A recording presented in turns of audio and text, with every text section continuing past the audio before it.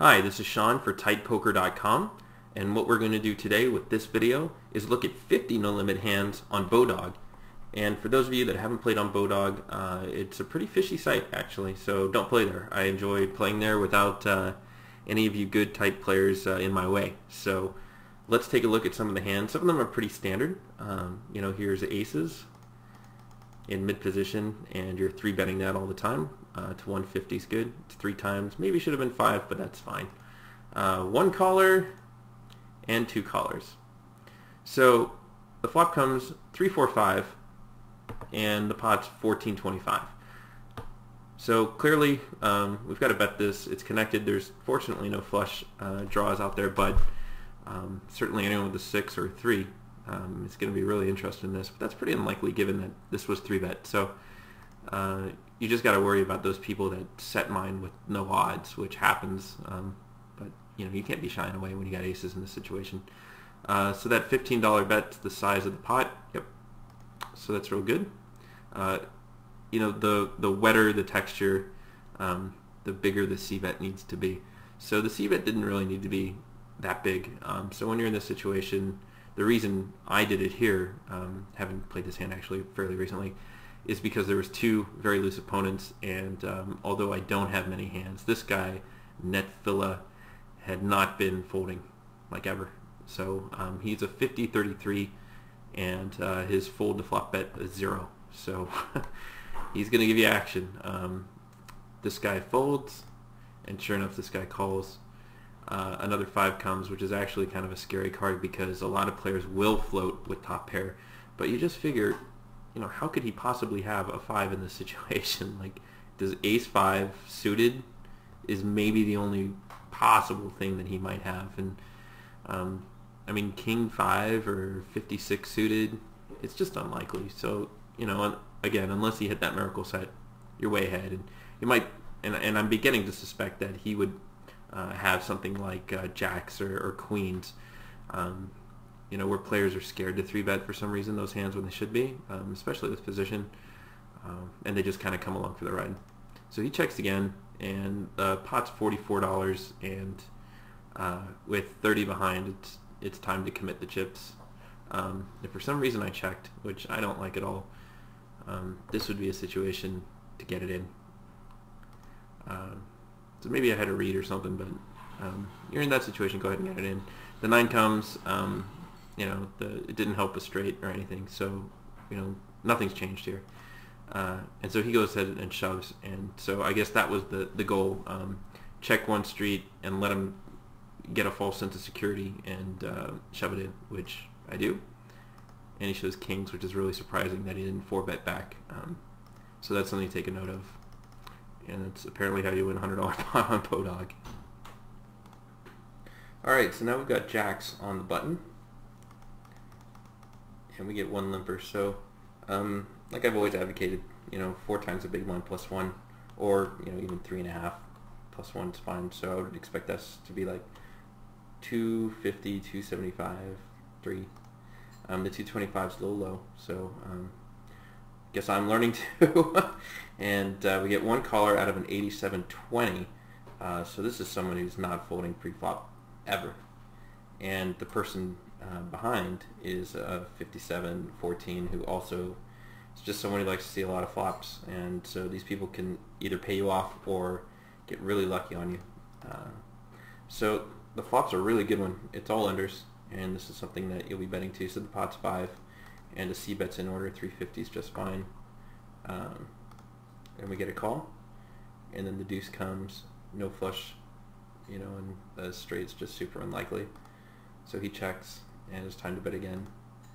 And bet sizing is a little small here, but it's okay because he is a bit of a short stack player. But I mean, it's not a bad situation to try to commit him because he's probably calling here with pocket 7s, pocket 8s, maybe pocket 9s, a weak 10.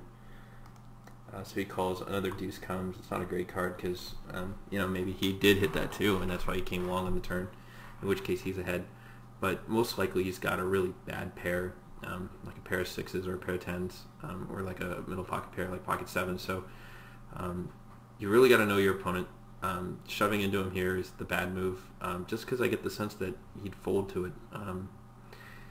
I really would like to see like a 13, 14, maybe even a $10 bet, just because that's you got to bet the maximum of what you know someone will pay you off with. Any more is too much, and any less is too little. So there's obviously a balancing act, and it's something that you just got to get a feel for when you're at a table.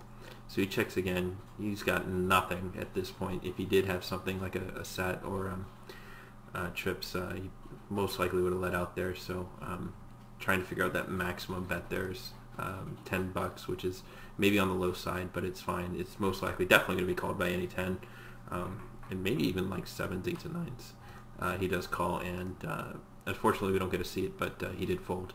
And if memory serves me right, he had something like Jack 10. So okay, so here's a hand where we got queens, and we obviously make the raise here after a limper. What happens then is that we get 3-bet by a short stacker who's 3-betting 50% of the time, but we'll put him to 29% on the pre-flop raise. So everyone else folds, and then it's to us. Now I know a lot of people that actually would fold this, and I don't know why. One, it's a short stacker, you get it in. Two, I guess they get afraid of being in coin flip situations, and if this guy was fully stacked, and let's say a player who's over here, like this guy, 10-3, you know, he's only raising 10% or 3% of his hands, and 0% of his, you know, his 3-betting, you know, we can clearly fold because he has aces, you know, 100% of the time. However, this guy here, you know, he's 3-betting 50% and he's raising 29%. Now, yes, for those of you that are thinking ahead, we only have 7 hands on the guy, but let's pretend we had, you know, 7,000 hands on the guy. This is a good way to show some people that maybe have never used Poker Razor how to use it. So this is Poker Razor and the Range Explorer. So what we'll do is we got Queen of Diamonds, Queen of Hearts for our hand, and the villain's pre-flop raise or pre-flop hand, which we're going to put on the top 29% because that's the his pre-flop raise. We're going to kind of ignore the 3-bet for now. So given the situation, we just hit calculate. It does its computations. And we see here, it lets us know our hand's best 83% of the time against his range. So, you know, that should be more than enough for anyone to go ahead and make the call, which of course I do. And he shows ace-7, which is, you know, right in that 29 percentile of, you know, hands. So it's just pretty ridiculous that he risked his life on that. But I guess he figures that people are folding to 3-bets a lot. So it may not be a horrible move, but, you know, he had a live card in the ace, and my queens hold up.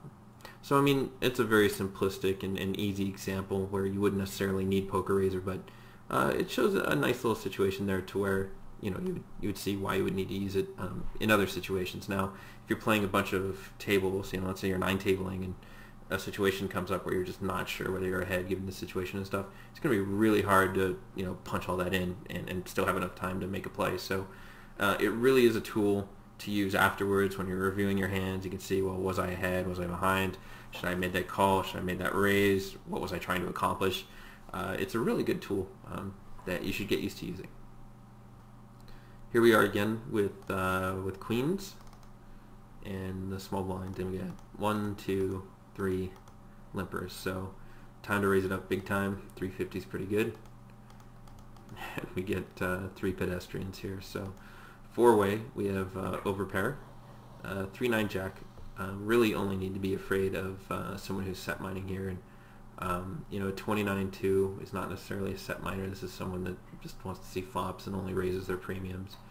Same deal here, 19-4, and then this 56-22 is a guy who's just never folding. So I mean, obviously if someone had ace-jack in this situation, they're not going to fold to a c-bet, which is good for us.